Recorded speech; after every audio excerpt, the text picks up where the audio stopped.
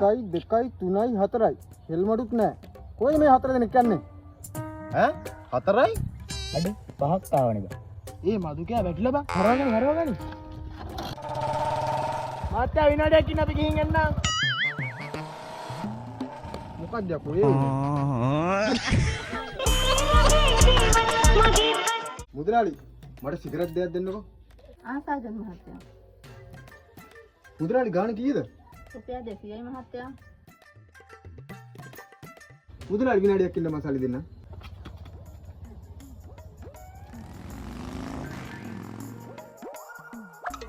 හෙල්මඩුත් නෑ.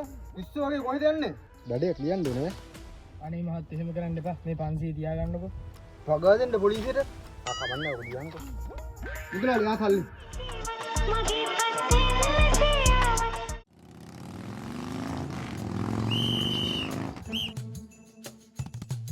හෙල්මඩුත් නෑ.